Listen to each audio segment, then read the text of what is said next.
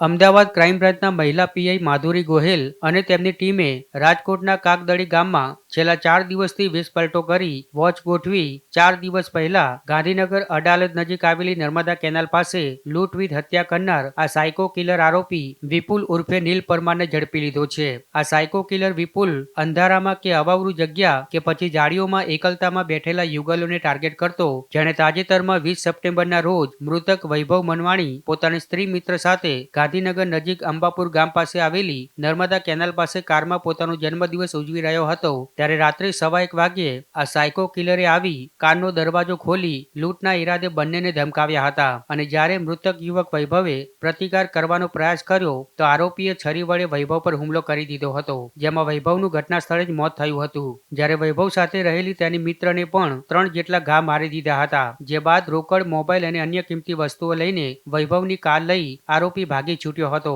પરંતુ થોડે દૂર કાર બંધ થઈ જતા કારને ત્યાં જ છોડીને નાસી ગયો હતો. જે બાદ પોલીસે આ ગુનાનો ભેદ ઉકેલવા માટે બનાવ સ્થળ આસપાસના સીસીટીવી ફૂટેજ તપાસ્યા અને મોડસ ઓપરેન્ડી પદ્ધતિના આધારે ભૂતકાળમાં આવા ગુનાઓ કરનાર આરોપીઓની યાદી તૈયાર કરી અને આખરે પોલીસ આ આરોપી સુધી પહોંચી ગઈ હતી અને આ સમગ્ર ઘટનાને અંજામ આપી બહેનના ઘરે જતા રહેલા આ આરોપીને પોલીસે દબોચી લીધો હતો. જો કે આરોપીની ધરપકડ બાદ સઘન પૂછપરછ કરતા એ પણ માહિતી સામે આવી છે કે વર્ષ 2021માં આ સાયકો કિલર વિપુલ 2 પ્રેમી યુગલ પર હુમલો કરી લૂંટના કેસમાં જેલમાં હતો અને થોડાક સમય પહેલા જ જેલમાંથી બહાર આવ્યો હતો અને ફરી લૂંટ વીથ હત્યા શરૂ કરી દીધી હતી, જે કોઈ કારણ વગર જ યુગલો પર છડી વડે હુમલો કરી લૂંટ કરવાની ટેવ ધરાવે છે. ત્યારે હાલ ક્રાઇમ બ્રાન્ચની ટીમ દ્વારા આ સાયકો કિલર વિપુલને રાજકોટથી અમદાવાદ લાવવામાં આવ્યો છે.